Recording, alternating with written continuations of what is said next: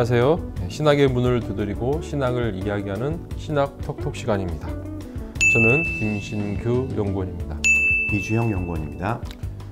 네, 반갑습니다. 이번에 소개해드릴 논문은 신학사상 207호에 기재된 가난한 자를 위한 예언자의 저항과 연대 시편 14편을 중심으로입니다.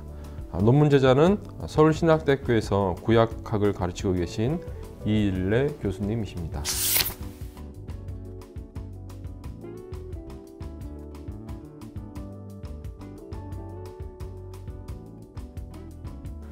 네, 간단하게 시편 14편을 이렇게 띄워드렸는데 내용을 한번 훑어보셨으리라 생각이 들고요.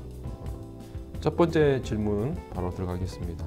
가난한 자를 위한 애언과 저항의 연대는 어떤 내용을 담고 있을까요? 네, 이스라엘 예언자들은 그 종교뿐만 아니라 이스라엘의 정치와 또 경제, 사회적인 문제에도 깊숙이 개입하고 있었습니다. 이러한 예언자들의 개입과 저항은 예언서뿐만 아니라 시편 곳곳에서도 발견되는데요. 이 논문은 시편 14편을 바로 이런 예언자적 시편으로 이해를 하고 그 내용과 의미를 분석하고 있습니다.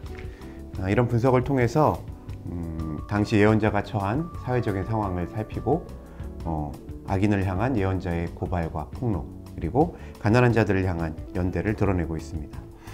그리고 이러한 사회적인 폐단을 극복하고 약자를 구원할 수 있는 신학적 비전, 또 가능성을 제시하고 있습니다.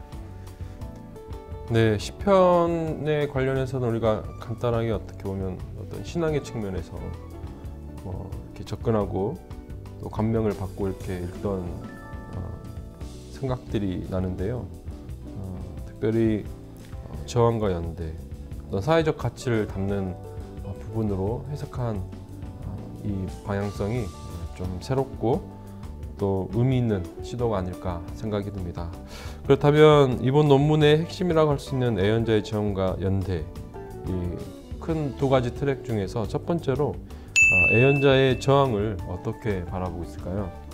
네, 이 논문에서 다루는 내용 중에 시편 14편 4절의 그 화자에 대한 논쟁이 있습니다. 저자는 시편 14편의 구조를 크게 1절부터 5절까지는 예언자의 비판, 그리고 6절과 7절을 미래에 대한 하나님의 약속으로 분석하고 있습니다. 그리고 1절부터 4절에 예언자의 탄원의식이 잘 드러난다고 분석하고 있습니다. 저자는 4절에 나오는 떡 먹듯이 백성들을 먹는다라는 표현을 통해서 예언자가 악한 자들의 악행을 상징적이고 또 입체적으로 드러내고 있다고 말합니다. 그러면서 이러한 예언자의 발언이 사회학에 저항하고 있는 적극적인 표시라고 말하고 있습니다. 네, 그렇다면 두 번째로 애언자는 어떻게 연대를 하고 있다고 말하고 있습니까? 네, 그 저자는 그 6절에서부터 그 본문의 시제와 또 이제 화법이 바뀌는 것, 그리고 또 갑작스럽게 가난한 자에 대한 언급이 등장하는 것을 제시하면서 이 가난한 자들이 바로 1에서 4절에 언급한 사회적 상황의 그 피해자라는 것, 그리고 또 이것을 돌보지 않는 사회적인 구조학을 예언자가 폭로하는 것이라 설명하고 있습니다. 이렇게 가난한 자를 대변하고 또 악인의 죄악을 폭로하는 것이 바로 악에 대한 저항이며 또 동시에 가난한 자들에 대한 연대의식이다라고 설명하고 있습니다.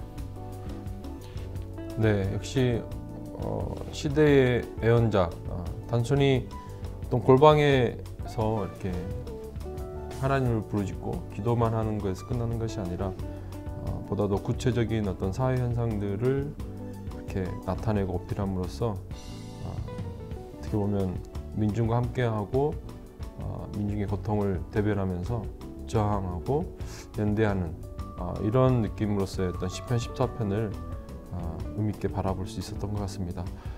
그렇다면 끝으로 시편 14편을 담고 있는 이 논문을 신학적 의미에서 다시 한번 정리해 주시겠습니까?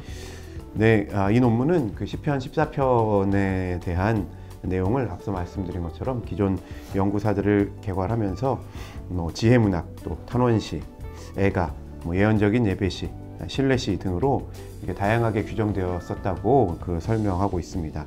그렇지만 저자는 구조 분석을 통해서 이 시편 14편을 예언자 시편으로 이해할 것을 주장하고 또 가난한 자를 위한 연대 그리고 저항의 의미를 그 속에서 살피고 있습니다.